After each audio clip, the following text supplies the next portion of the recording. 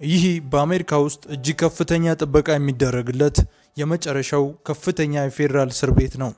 ወደዚህ እስር ቤት የሚገቡት ተራ ወንጀለኞች አይደሉም።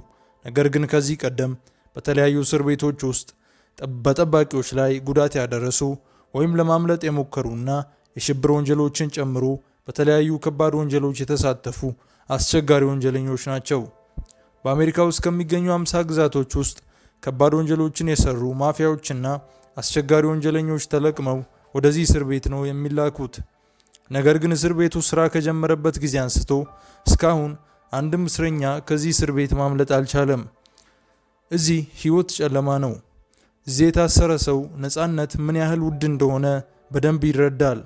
የእስር ቤቱን ደንብና ህግ በስርዓት ከሚያከብሩና ጸባያቸውን በየጊዜው እያሻሻሉ ከመጡ ከተወሰኑ እስረኞች ውጪ አብዛኞቹ እስረኞች በየቀኑ ከ24 ሰዓቱ 23 ሰዓት ሙሉ በክፍላቸው ውስጥ ተቆልፎባቸው ብቻቸውን ያሳልፋሉ።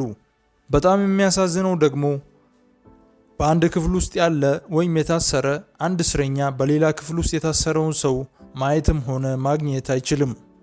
እስር ቤቱን እጅግ አሰቃቂ የሚያደርገው እነዚህ እስረኞች ከሰዎች ጋር እንዳይገናኙ በማድረግ በቀን ውስጥ ካሉ 24 ሰዓታት 23 ሰዓት ሙሉ ብቻቸውን እንዲያሳልፉ ስለሚደረግ ነው። ነገሩን ከባድ የሚያደርገው ታዲያ እነዚህ ሰዎች ወንጀል ሰርተው ስለሆነ የታሰሩት ከዚህ በፊት የሰሩት ወንጀል ሊጸጽታቸው ይችላል። በዚህ ጊዜ ሰው ብቻውን ወራትንና ብዙ ጊዜያትን ሲያሳልፍ እጅግ ከፍተኛ ለሆነ የአእምሮ ችግር ሊጋለጥ ይችላል።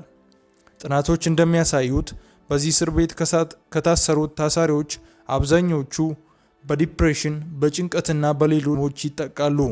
የእነዚህ እስረኞች ክፍል ጠባብ የሚባል ሲሆን ሽንት ቤትና ሻወርም በዚች ክፍል ውስጥ አንድ ላይ ይገኛሉ።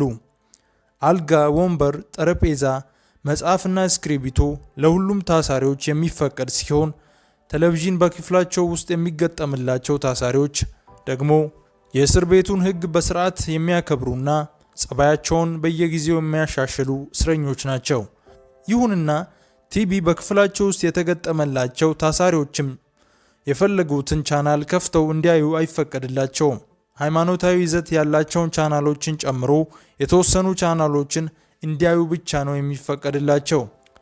እስረኞቹ ምግብ የሚሰጣቸው በእጅ አይደለም፣ ነገር ግን ለምግብ ማስገቢያ ተብሎ በተሰራ ቀዳዳ ነው ጠባቂዎች ምግብ የሚወረውርላቸው።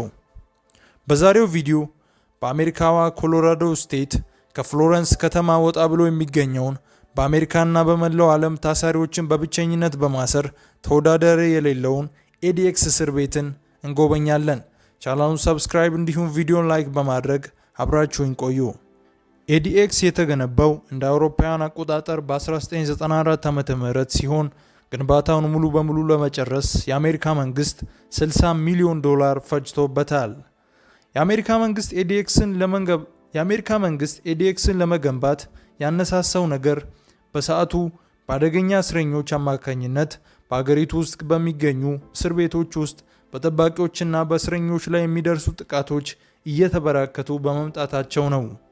እንደ አውሮፓውያን አቆጣጠር በታህሳስ ወር በ1995 ዓ.ም ስራ የጀመረው ኤዲኤክስ 474 እስረኞችን የማስተናገድ አቅም ያለው ሲሆን አሁን ላይ ከ350 እስከ 400 እስረኞች በኤዲኤክስ ውስጥ ታስረው ይገኛሉ። እስር ቤቱ በጣም ጠንካራ በሆኑ ኮንክሪቶች ነው የተገነባው። ሌላው ይቅርና በእስረኞች ክፍል ውስጥ ያሉ ጠረጴዛዎች፣ አልጋዎችና ወንበሮችም ጭምር የተሰሩት ከኮንክሪት እንደሆነ መረጃዎች ያሳያሉ።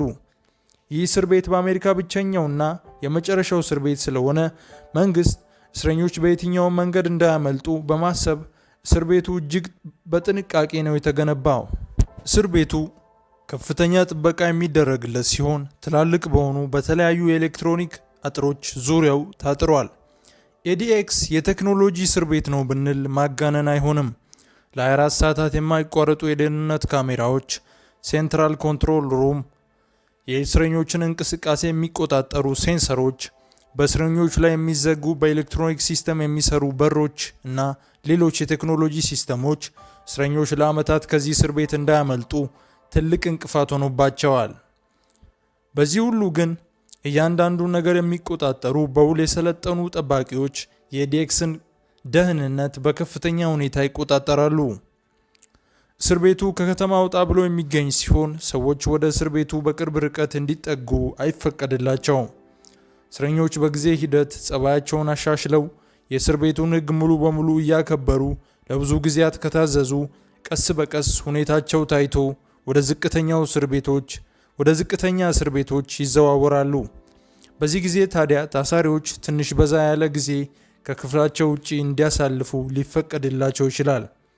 በታሪክ የትኛውም እስረኛ ከኤዲኤክስ አላመለጠም። ኤዲኤክስ እጅግ ከፍተኛ ጥበቃ ይደረግለታል። ለአብነትም በቅጽል ስሙ ኤል ቻፖ የሚባለው በዜግነቱ ሜክሲኮዊ የሆነ ሰው ከሜክሲኮ ወደ አሜሪካ እና ወደ ተለያዩ ሀገራት እጽ በማዘዋወር የሚታወቀውን ትልቁን የእጽ አዘዋዋሪ ድርጅት የሚመራ ሰው ነበር። እንደ አውሮፓውያን አቆጣጠር በ2001 እና በ2015 ሁለት ጊዜ ከፍተኛ ጥበቃ ከሚደረግላቸው ከሜክሲኮ እስር ቤቶች በሚገርም ሁኔታ ማምለጥ ችሏል። ኤል ቻፖ ከሜክሲኮ እስር ቤቶች ሲያመልጥ የተለያዩ ዋሻዎችን ተጠቅሞ የተለያዩ ሲስተሞችን ተጠቅሞ ማምለጥ ችሎ ነበረ። በወቅቱ ታዲያ ኤል ቻፖ ባለው ከፍተኛ ሀብት ምክንያት ለተለያዩ ጠባቂዎች ገንዘብ ከፍሎ የተለያዩ ሰዎችን በብር ይዞ ነው ያመለጠው። ነገር ግን ሁኔታውን ያየች ሜክሲኮ ታሳሪውን ለአሜሪካ አሳልፋ በመስጠት ኤል ቻፖ በ2016 እንደ አውሮፓውያን አቆጣጠር በ2016 ለአሜሪካ አልፎ ከተሰጠ በኋላ አሜሪካ ኤል ቻፖን በኤዲኤክስ ነው የታሰረችው። ነገር ግን ኤል ቻፖ በኤዲኤክስ ከታሰረበት ጊዜ አንስቶ እስካሁን ከኤዲኤክስ እስር ቤት ማምለጥ አልቻለም። ውድ ተመልካቾቼ በዛሬው ቪዲዮ ትምህርት እንዳገኛችሁ ተስፋ እናደርጋለን። በቀጣይ ቪዲዮ እስከምንገናኝ መልካም ጊዜ ይሆንላችሁ።